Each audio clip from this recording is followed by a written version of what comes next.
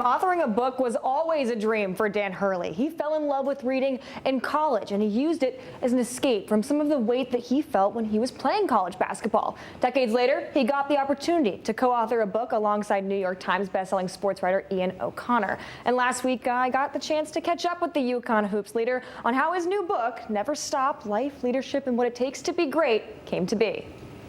Coach Hurley, thank you so much for joining us this afternoon. So when did the conversation about you writing a book or co-authoring a book start? Well, I probably wanted to write a book, 5 or 10 years ago, but I hadn't won anything. So you really don't get the opportunities until I think it was after the second championship. You get contacted by a couple different writers. They pitch the project, and for me, I selected an author that I had a lot of history with, that covered my career as a player. Knew my family well, knew my story. This is, I think, one of the best sports writers. How involved are you in the process of putting the book together, since you do have another full-time job as, a head basketball coach? So yeah, the process with the book was, we did it, a lot of the legwork, the interviews, which was pretty extensive. We found time last summer to do a lot of those sit-downs. Really didn't deal with it at all during the season whatsoever.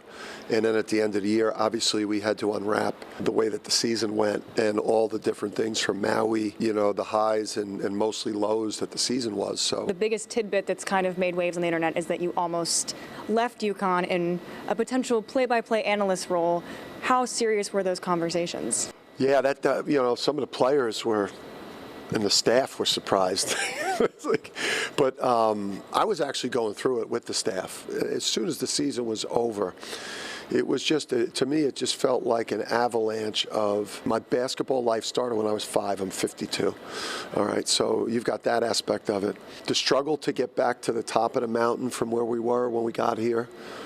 Those long seasons, a little bit of that like championship fatigue where your off seasons are shorter, you've got more responsibilities, and then having a bad year, having a frustrating year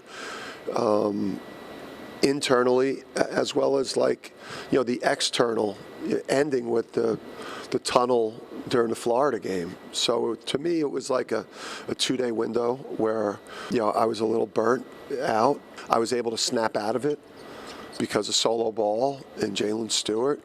And then the fact that coming to UConn changed my life. They weren't going to let me just take a gap year. If I decided to make that move, I would never coach here again. This place changed my life. What would be something in this book that might surprise people to learn about you or the past couple of seasons? You'd be surprised at just how open and honest I was in the book, or am in the book, about, my personal life, just my career, who I am as a man, father, husband, coach. I just don't know that. I think that when you see a lot of these memoirs or projects by still active coaches or athletes, or they probably withhold a lot, whereas I didn't, withhold much. Well, Never Stop: Life, Leadership, and What It Takes to Be Great will officially be released on September 30th. And there is so much to dive into when it comes to Hurley's new book. You can hear all about it at his Q&A event on Wednesday at the Student Union Theater on UConn's campus.